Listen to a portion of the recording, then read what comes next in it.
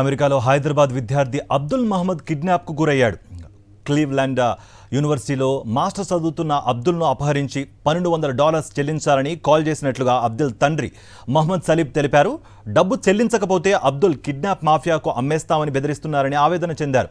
మార్చి 7 నుంచి టచ్లో లేడని అబ్దుల్ తండ్రి వెల్లడించారు. అమెరికాలోని అబ్దుల్ బంధువులు క్లీవ్లాండ్ పోలీసులకు ఫిర్యాదు చేయడంతో లుకౌట్ నోటీసులు జారీ చేశారు. మార్చి 18న అబ్దుల్ను కాపాడటం కోసం సహాయం చేయాలని చికాగోలోని ఇండియన్ కౌన్సిల్కు లేఖ రాసింది అబ్దుల్ కుటుంబం.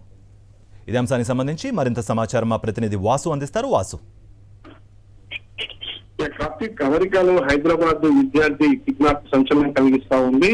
అంటే ప్రధానంగా నాచారం ప్రాంతానికి చెందినటువంటి అబ్దుల్ అహ్మద్ సంబంధించినటువంటి వ్యక్తి 2023 మేలో అమెరికా వెళ్ళారు. అక్కడ ప్రస్తుతం క్లీవ్లాండ్ యూనివర్సిటీలో మాస్టర్ చదువుతా ఉన్నాడు.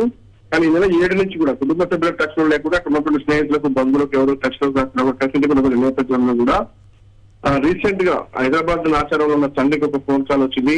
ఒక అన్నౌన్ ఫోన్ కాల్ సంబంధించి కూడా తమ కుమారుణ్ణి కిడ్నాప్ చేశాం, $1,200 చెల్లించాలని కూడా అతను బెదిరించారు. లేని పక్షంలో అతన్ని ఒక కిడ్నీ మాఫియాకు అమ్మేస్తామంటూ చెప్పారు. అయితే ఈ అరెస్ట్ చేసిన వ్యక్తులు మాత్రం డ్రగ్స్ మాఫియాకు సంబంధించిన అమెరికా డ్రగ్స్ మాఫియాగా తెలుస్తా ఉంది.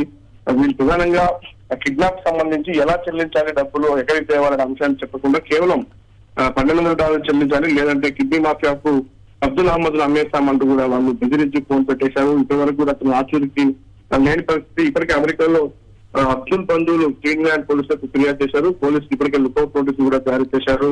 మార్చి 18న అబ్దుల్ కనిపించకుండా పోవడంతో కూడా అక్కడ చికాగోలో ఉన్నటువంటి ఇండియన్ కౌన్సిల్ కు ఆ బంధువులు లేఖ రాశారు. కుటుంబ సభ్యులు ఫిర్యాదు చేశారు. తమ కుమారుని ఎలాగైనా రక్షించాలని కూడా పోలీసులకు ఫిర్యాదు చేసిన నేపథ్యం ప్రస్తుతం అక్కడ ఉన్నటువంటి పోలీసులు కేసు నమోదు చేస్తూ దర్యాప్తు చేస్తారు. లుకౌట్ నోటీసు కూడా జారీ చేశారు.